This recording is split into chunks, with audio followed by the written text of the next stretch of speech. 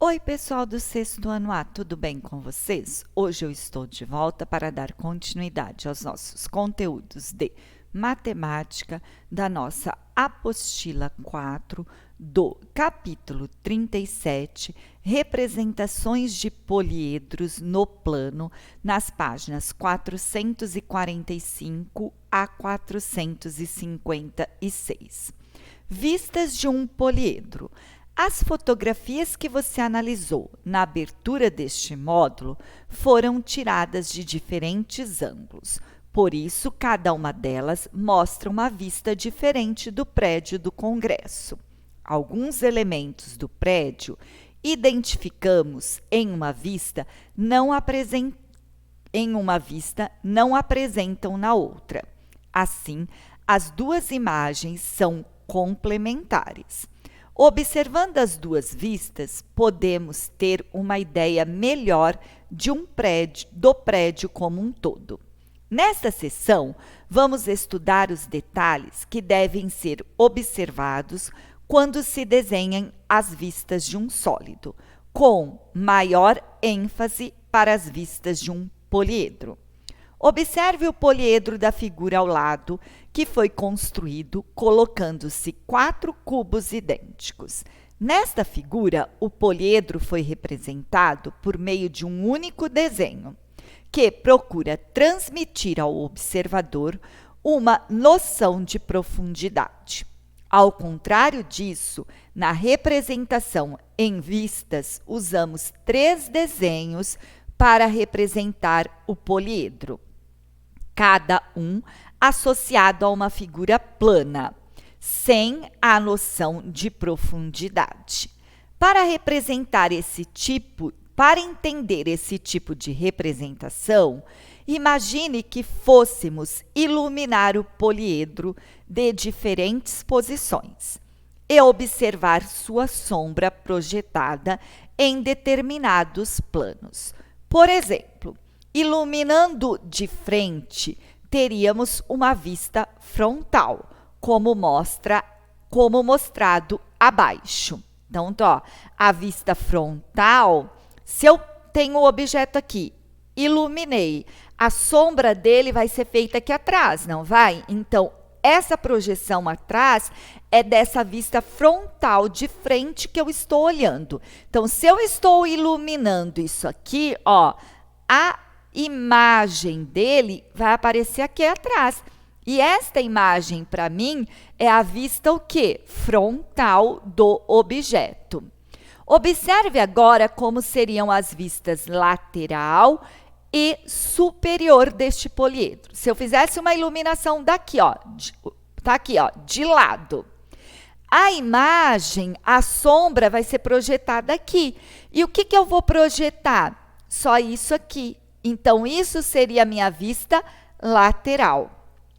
Se eu iluminasse de cima, a imagem seria vista aqui embaixo. Então, essa aqui seria a minha vista superior, de cima, tá? Então, a gente tem a vista frontal, que é de frente, a lateral, que é de lado, e a superior, que é a de cima. As vistas de um poliedro correspondem às figuras planas. Assim, no nosso exemplo, a vista frontal, que é esta aqui, ela virou esta figura plana. A vista lateral, que é esse, virou essa figura plana, porque eu não tenho como fazer um quadradinho depois outro, né? Faz tudo junto e é cortada aqui no meio para mim saber que existe uma profundidade aqui, que esses 2 quadradinhos não estão no mesmo plano. Tá vendo que aqui eu não fiz esses cortes? Por quê? Porque essa vista frontal, ela está toda no mesmo plano, Se eu passar a setinha do mouse, eu consigo passar em cima de todas elas. Agora aqui, se eu passar aqui, eu vou ter que mexer no mouse para vir até aqui, certo? Tá vendo que tem um degrauzinho? Então, quando tem esse degrauzinho, a gente coloca o risquinho fazendo a separação. Se não tem degrau, não faça o risquinho, porque senão vai ficar errado. Vista superior, tá vendo?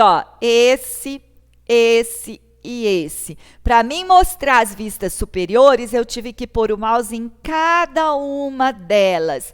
Então, quer dizer que elas estão em planos o quê? Diferentes. E elas formam um retângulo, ó, só que eu tenho que fazer as linhas. Veja que as cores usadas nos desenhos nos permitem identificar as faces que aparecem em cada vista. Note ainda que a vista frontal, o poliedro laranja, não aparece dividido em 4 quadrados. Isso ocorre porque o poliedro, esses 4 quadrados estão no mesmo plano, que é aquilo que eu falei, ó. O mouse eu passo numa coisinha só, não preciso ficar mexendo ele para baixo e para cima, ó. É aqui, ó, tá vendo? Já nas vistas lateral e superior, o polígono verde e o polígono lilás estão divididos em quadrados menores, indicando que as faces quadradas correspondentes estão em planos diferentes, ó. Precisei mudar o mouse, tá vendo, ó? A setinha do mouse, planos diferentes. Convenções usadas na representação em vistas. Quando se deseja fazer a representação em vistas de um poliedro, deve-se inicialmente definir qual será a vista frontal. Por exemplo, no cubo da figura abaixo, definimos que a face vermelha está associada à vista frontal. Então, se essa é a frontal, esta é a lateral e esta é a superior. Variando 90 graus para a direita, veríamos a face lilás. Ela corresponde, neste caso, à vista lateral. Por convenção, representamos sempre a vista lateral direita e não a esquerda, por convenção, tá? Por quê? Porque na forma de estudar fica mais fácil. Olhando o cubo por cima, vemos a face verde. Ela corresponde à vista superior. Também convencionamos representar a vista superior e não a vista inferior do poliedro. A representação em vistas depende sempre da escolha que fazemos da vista frontal. Aplicações das representações em vistas. Plantas baixas. Você já viu o desenho de uma casa como o da figura a seguir? Trata-se de uma planta baixa, representação muito utilizada pelos arquitetos. As plantas baixas permitem a fácil visualização da distribuição dos cômodos e dos móveis de uma casa que está sendo projetada. Aqui está, ó, a planta baixa de uma casa. A gente consegue ver aonde que era a churrasqueira, aonde que eu vou pôr os móveis, ó, a área gourmet que eu coloquei uma mesa. Aqui é a sala onde eu vou ter uma TV, uma mesinha, os sofás, tá? Aqui tem o quarto de dormir, onde eu vou colocar a cama, aqui a porta, tá? Um guarda-roupa. O banheiro, onde ficaria a pia, o vaso, o lugar de tomar o banho. Lavanderia, ó, o tanque, a máquina de lavar, um armário. E essas curvinhas aqui são onde são as portas. Área de cozinha, onde eu posso ter uma pia, a geladeira, o fogão. Aqui eu tenho um balcão como mesa e assim por diante. Ó, a garagem, mostrando que cabe 2 carros. Tá? O jardim, como que eu poderia projetar, enfim, tá bom? Isso é uma planta baixa, onde mostra como que poderia ficar a casa junto, como que ficaria cada cômodo e se eu quisesse mobiliar, como que ficaria a forma mais simplificada de mobiliar e não perder espaço. A planta baixa de uma residência corresponde a uma das representações em vistas. Qual é essa vista? Não é superior, gente? Eu não estou vendo de cima, ó, que eu vejo tudo. Então, seria uma vista o quê? Superior. Identifique as portas dos dormitórios representadas no desenho acima. O que a linha curva significa nessa representação? Portas dos dormitórios. Vamos lá, ó. Porta do dormitório que vai para o banheiro, Aqui, ó, porta do dormitório, aqui também, tá? Então, vamos lá. As portas dos dormitórios estão localizadas nos cantos, próximo ao hall de entrada. A curva corresponde ao movimento descrito pela porta quando ela é aberta. Há 3 elementos representados no interior de cada dormitório. A que elementos correspondem essas representações? Aqui, ó, volta.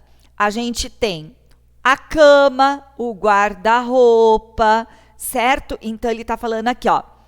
Em cada dormitório estão representados um guarda-roupa, uma cama e sua cabeceira. Tá vendo, ó? Aqui tem a cama, ó, a cabeceira da cama, ó, tá? Então, ó, cama, cabeceira e guarda-roupa. As lajotas das áreas de varal, churrasqueira e gourmet são quadradas com lados medindo 70 centímetros. Calcule a largura aproximada da casa, que corresponde à distância entre as paredes onde fica a TV e a parede onde fica encostada a máquina de lavar roupa. Então, vamos lá. Eu vou vir aqui, eu vou contar o quê? Da TV até aqui. Se eu contar, eu tenho, ó, 1, 2, 3, vou vir aqui, ó. Fica mais fácil. 1, 2, 3, 4, 5, 6, 7, 8, 9, 10, 11, 12, 13, 14, 15, 16, 17, 18, 19 quadradinhos, certo? Porque isso aqui não está inteiro. Até a TV é esse aqui, ó, 19. Cada linha dessa, ele falou que mede quanto? 70 centímetros. Então, eu fiz o quê? 19 vezes 70, que deu 1.330 centímetros. Transformado isso aqui em metros, vai dar o quê? 13,30 metros, que é só dividir por 1.000, certo? Vistas aéreas. Observe as imagens a seguir. Baía de Guanabara e prédios do bairro de Botafogo, no Rio. Rios e região amazônica. Aqui, Estádio do Mineirão, em Belo Horizonte. Embora representem paisagens brasileiras muito diferentes, há algo comum entre as 3 fotografias. Todas foram tiradas de um local alto, bem acima do nível do chão. Por isso dizemos que cada uma delas é uma vista aérea do local que retratam. Como no caso das plantas baixas, a vista aérea pode ser associada a uma das representações em vistas. Qual é essa vista? Superior, porque a gente está vendo de cima. Apesar da associação feita no item 1, não se pode dizer que a vista aérea do Estado do Mineirão, mostrada na fotografia, seja uma cópia exata da vista a qual ela foi associada. Por que isso acontece? Porque a câmera que tirou a fotografia não foi posicionada em uma direção perfeitamente vertical em relação ao chão, o que é exigido na obtenção da vista superior. Volta aqui, ó. Ela está tirada meia de lado, tá vendo? Ela não está tirada retinha aqui de cima. Considerando a imagem fornecida, faça um esboço da vista superior do Estádio do Mineirão. Volta aqui, ó. Eu vou ter esse círculo pequenininho e este outro círculo grandão. Então, está aqui, ó. Os alunos deverão imaginar a vista superior do estádio e desenhar 2 formas avaloadas, não é um círculo perfeito, tá, gente? Representando os limites da cobertura do estádio, como sugerido ao lado. Não se esqueça, não se espera uma representação precisa, mas é importante que eles percebam que não se trata de círculos, tá vendo? Ó, não é um círculo perfeito. Isso aqui não é um círculo perfeito, não é uma bolinha redonda certinha, ela é alvoloada, tá? A imagem da superfície a seguir mostra a mesma proporção da Baía de Guanabara, que aparecia na vista aérea apresentada no início da sessão, que foi essa aqui, tá? Então, volta lá.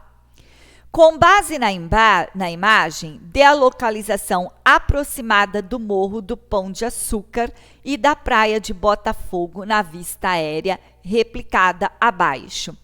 Aqui, ó, ficaria a Praia de Botafogo e aqui o Morro do Pão de Açúcar. Perspectiva isométrica. Observe os desenhos dos poliedros na seção do exercício 1 deste módulo. Todos eles foram feitos utilizando uma técnica denominada perspectiva, cujo objetivo é transmitir ao observador a noção de profundidade. E ainda que o desenho seja feito na folha de papel. Para que você possa usar esse recurso para fazer os seus próprios desenhos, vamos agora explorar um tipo de perspectiva, denominada perspectiva isométrica. Para montar um cubo de cartolina, uma pessoa recortou 6 quadrados do mesmo tamanho e uniu-os, usando uma fita adesiva. Em 3 desses quadrados desenhados a seguir, foram marcados alguns ângulos retos. Lembre-se que todos os ângulos de um quadrado são retos. Todos aqui são retos, só que ela só marcou este aqui. Nesse rosinha, vamos chamar assim, marcou aqui, e nesse azul ela só marcou aí. Depois que montou o cubo, essa pessoa decidiu desenhá-lo, usando a perspectiva isométrica. Veja ao lado como ficou o desenho. A hora que ela uniu, volta aqui, ó, ela uniu este ângulo. Então, ela formou quem? Esse quadradinho aqui. E aqui ela uniu esse com esse, que formou esse aqui. Observe que para dar noção de profundidade, os ângulos retos aparecem um pouco distorcidos no desenho. Já os comprimentos não se alteram. Confirme esse fato com sua régua. Ele diz que o ângulo, está distorcido, mas esse comprimento não muda. Pega a sua régua média aqui, vem aqui, mede aqui, ó, não vai ter alteração. Veja as medidas dos ângulos que devem ser usados nas perspectiva isométrica para representar ângulos na realidade são retos. Aqui eu tenho uma linha, na rede isométrica eu vou pegar esse ponto, vou pegar um ângulo de 30 e um ângulo de 30, certo? E aqui a hora que eu subo vai ficar um ângulo de 60 e um ângulo de 60. O ângulo reto em perspectiva isométrica. Para auxiliar na construção de figuras em perspectiva isométrica, utilizamos uma malha isométrica, como a mostrada a seguir. Note como é fácil desenhar um cubo em uma malha isométrica. Ó, peguei um pontinho, se aqui mede, vamos supor, 2 centímetros, eu andei 2 para cá, 2 para cá. Se tem 2 de altura, andei 2, tá vendo? Ó, todos têm 2, porque a medida seria 2 por 2, vamos pensar assim. Nos itens a seguir, você utilizará a malha isométrica abaixo para fazer os desenhos indicados. Também utilizará cubinhos do material multibase especial de base 10, material dourado, para construir alguns poliedros. Infelizmente, não tenho como dar este material dourado para vocês, porque nós não estamos juntos. Então, nós só vamos fazer na rede isométrica. Usando 4 cubinhos do material dourado, monte um poliedro. Em seguida, represente-o na malha isométrica. Gente, aqui tem várias possibilidades de resposta, tá? Eu mostrei algumas. Ó, aqui, ó, 1, 2, 3, tem um escondido lá, 4, ó, 1, 2, 3, 4, 1, 2, 3, 4. Então, eu posso fazer de várias formas. Aqui eu mostrei uma das formas, tá? Na verdade, tem 3 formas. Bruna construiu um poliedro com cubinhos do material dourado e registrou sua vista frontal. Deixa eu voltar aqui, ó. Esse aqui tem 4 e eu representei esse como o exercício 1, tá? O exercício 1. Tinha que ser só dessa forma? Não, poderia ser um ao lado do outro. Poderia ser dessa forma? Também poderia. Poderia ser dessa forma? Também. Mas esse aqui eu vou usar para outros exercícios. Bruna construiu um poliedro com cubinhos de material dourado e registrou sua vista frontal, como ilustra a figura abaixo. Desenhe na malha isométrica 2 poliedros que tenham essa vista frontal, de frente. Tem várias possibilidades, eu só vou mostrar 2. Olha, minha vista de frente, tá vendo? Ó, de frente, não vejo aqui, ó, que nem esse, desculpa, que nem esse Elinho, ó. Vista de frente, ó, vista de frente, tá, ó, o L, ó, de frente, o L, tá vendo, ó, gente, ó, pega esse e esse, forma o L, esse e forma o L, tá certo? Ou esse, forma o L também, ó, de frente, poderia pegar aqui de frente, ao invés de pegar aqui, tá? Mostrei 2 possibilidades, tem mais, tá bom, gente? Compare seu poliedro com o de seus colegas. Quantos cubinhos, no mínimo, formam desses poliedros? A gente não tem como comparar, porque não estamos fazendo juntos em sala de aula. Mas o mínimo que a gente poderia usar seria 3 cubinhos, no mínimo, tá? Quantos poliedros diferentes possuem essa mesma vista frontal?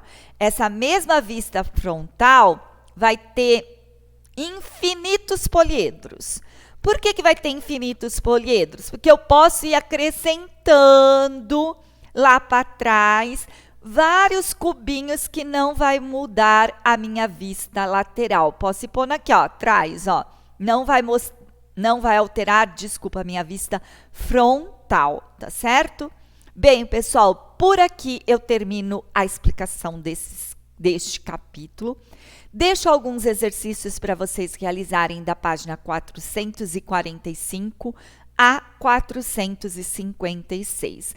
Qualquer dúvida que vocês tiverem na hora que estiverem fazendo os exercícios, por favor, me encaminhem um e-mail para que eu consiga esclarecer as dúvidas de vocês, está bem? Obrigado pela atenção e até a nossa próxima aula. Tchau, pessoal!